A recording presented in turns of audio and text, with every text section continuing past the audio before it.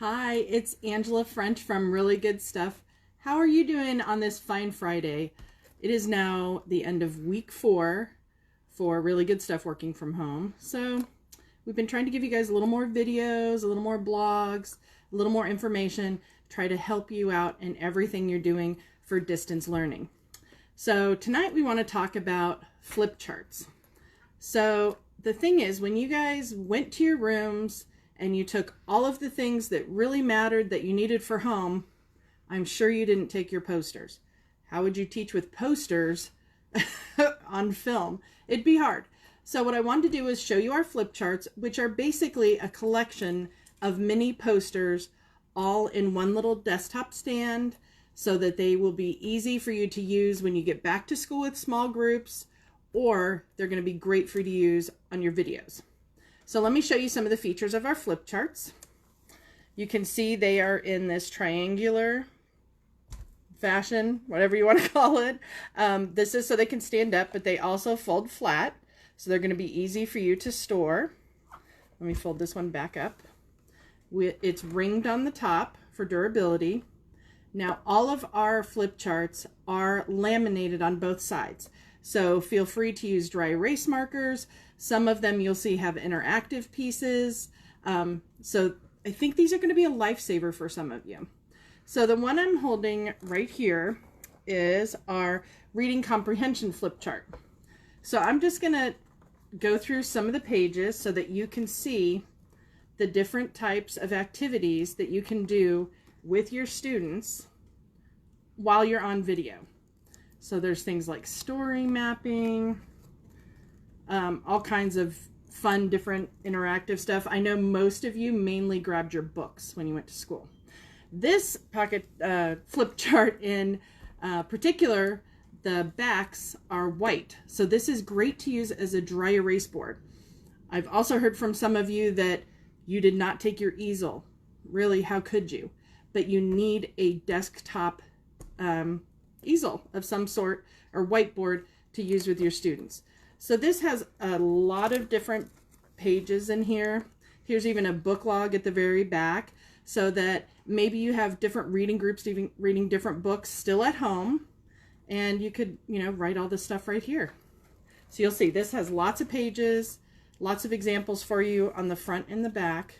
So this one is really easy to use for reading comprehension.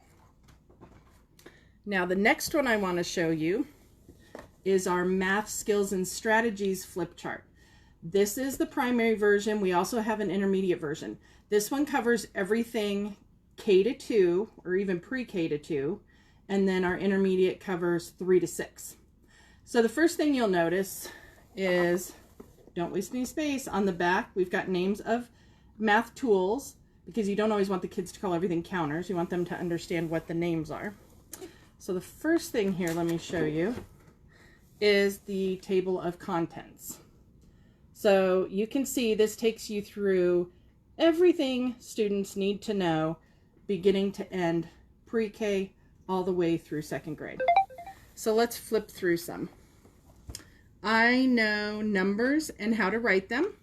So it gives you the little poem for each number and a place for the students to practice or for you to write it as you're saying the poem. We've got I can count in sequence. So we have counting forwards and counting backwards. We also have I know ordinal numbers, first, second. Then we have I can count objects. So this is great for demonstration. I can count on, which is a good skill for kids to learn. 7 plus, 10. Start with the 7 in your head and add up, count on. Then we also have, what's this one? Oh, I can add. So this one's using 10 frames. So you can see we gave you a demonstration one at the bottom to do with the kids. This is probably one of my favorite pages. I know how to use tally marks. So this one says, 5 tally mark friends were running toward the mall when the 5th tally mark slipped and began to fall. The 4 friends caught him before he went smash, so now the 5th tally mark is always a slash. It's one of my favorite pages. I just think it's so cute, and I think the kids would remember it. So subtracting, I can break apart numbers. These are all little mini posters that you can use for all of your different lessons. Here's, I know, doubles facts. Oh, this is a great one too. The different strategies for solving math problems. That's important. Then we've got over here, I know, keywords to look for in word problems. Some kids have a really hard time with that one. And here's, I can solve word problems. It takes them through step by step. So I'm just going to flip through a few more. Odd and even, arrays, decomposing numbers, add using double digits, subtract using double digits, skip counting. This one's great here. Number grid, it goes to 100, and then there's a separate highlighted area to go to 120. Then we've got measuring, different attributes of measuring, understanding place value, sorting objects. These next pages are good. So these break down telling time. So this one's to the hour and half hour. Then we've got quarter hour. This one is to the minute. You can see we gave you a little space down here. So when you're talking through this with your students, you can fill that out. We've also got, I can measure with standard units. And then we also have, I can measure with non-standard units. You can see how many pages you get here. So let me go through this a little more. Money, counting coins, adding and subtracting money. Ooh, graphs, relative positions, 2D shapes, 2D shape attributes, 3D shapes, 3D shape attributes, partition shapes, and I know how to spell number words. The other great thing here, again, not wasting any space, we gave you a 1-inch grid back here that you can use for your students as well. So I'm going to tell you, this is absolutely one of my favorite products. It took a lot of time to put together, a lot of time for the artist to make it, but I think it is definitely worth it for you to have in your room. I know we've taken this one to trade shows. A trade show last summer we were at. The trade show was there, but there was also a dance competition. And we had parents come and buy this for their children so that they could use it to reference while they were doing their homework. So for any parents out there who need something for kindergarten, preschool, grade 1, grade 2, this is an awesome one. Now, the next one I'm going to show you is brand new. Again, another labor of love. This is our science flip chart. You're going to see it's very similar to the math one. We have science tools on the back so that students get used to what the names of these objects are. And this one, you can see the table of contents. It takes you through all of the K1 and 2 NGSS standards. So again, if you're a K-2 teacher, this one's going to be great. We also have a ton of different flip charts on the website. The link is in the description. So let's walk through some of these. What scientists do, scientific method, scientific inquiry, living and non-living, examples for each. And again, it's laminated so you can dry erase on it if the students have additional ones. Needs and wants. Oh, I love this one. Structures. Structures are important so they understand, in animals, what are fingers good for. I always say, thank goodness my cats don't have thumbs, right? Any of you that have cats, you know what I'm talking about. We have plant structure. This is a cute one. How animal parents teach their young. So just like we teach our kids to bake with us, which is something you should totally do during this time, also cats teach their young how to play with toys and catch mice. So we're in the animal section here. What animals need, or living organisms, I guess. What plants need. This is a great one. How seeds travel. So it talks about the different ways. And you'll also notice on some of the pages down here at the bottom, not all of them, but most of them have a question for you students to think about. This would be great if you're giving them like a nightly question for them to think about and report back on the next day.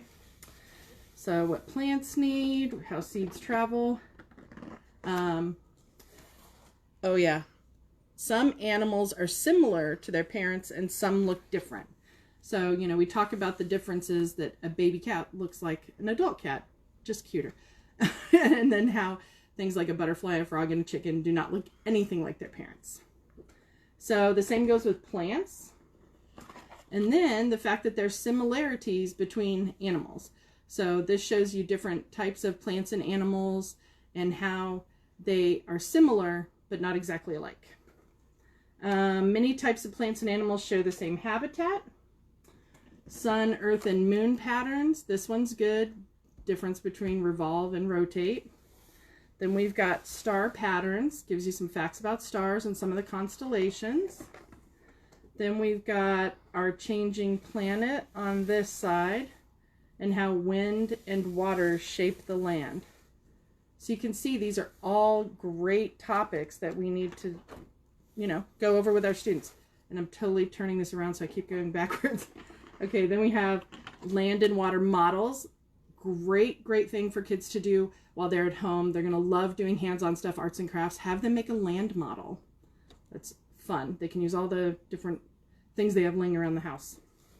Then we've got types of weather and a little graph down here for you to keep track of the weather. Oh, this is another good one for kids to really understand. How plants and animals can change the environment. So here's 4 different actions, how they can be positive, but also how they can be negative. So a squirrel takes a nut that ends up growing more trees, which is good. But if you have a yard or a place you don't want a tree, that can be negative because they're planting the tree in some place you don't want to be. You don't want it to be. Resources, renewable and non-renewable. Different types of weather, extreme weather. How humans negatively impact the earth. How humans can help the earth. Then we go into 3 states of matter. Changing matter.